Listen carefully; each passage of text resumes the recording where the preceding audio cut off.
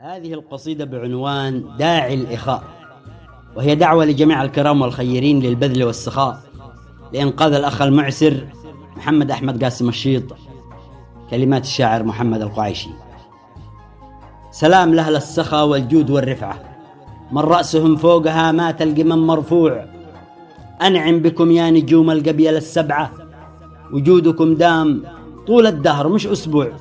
حياكم الله في درب الأخا جمعة، سلام أحلى من العناب والمجموع. داعي الإخاء والسخاء والبذل والفزعة، لإنقاذ أخينا محمد ذي غدا موجوع. داعي الإخاء والسخاء والبذل والفزعة، لإنقاذ أخينا محمد ذي غدا موجوع. دافع عن النفس واجب على الكفو دفعه، 6 ملايين محكومة لهم مدفوع.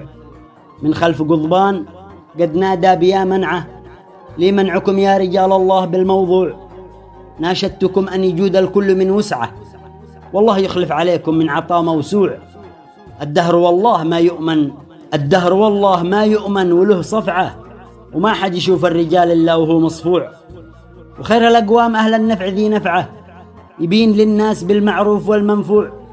ما عاد في الناس إلا الخير والفزعة، والكل قد صار من خوف الزمن مفزوع.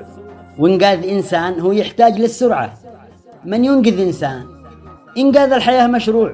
وانتم لداعي الإخاء في ليلنا الشمعة، ما يدفع الليل إلا موقدين شموع. يا ماسحي بالعطاء من خدنا الدمعة، يا ماسحي بالعطاء من خدنا الدمعة. بيسعد الله من يمسح عنا ودموع، سخاؤكم دوم لله دون ما سمعه. رجال فزعات يلبوا صوتنا المسموع، ما عاد للمرء بعد الله سوى ربعه، ما عاد للمرء بعد الله سوى ربعه. وانتم بوقت العنا تزعوا الرواسي زوع. ناشدتكم بالذي قد فضل الجمعة، وجودكم في الزمن في نبضنا مطبوع. ناشدتكم بالذي قد فضل الجمعة، وجودكم في الزمن في نبضنا مطبوع. ناشدتكم بالذي قد فضل الجمعة، وجودكم في الزمن في نبضنا مطبوع.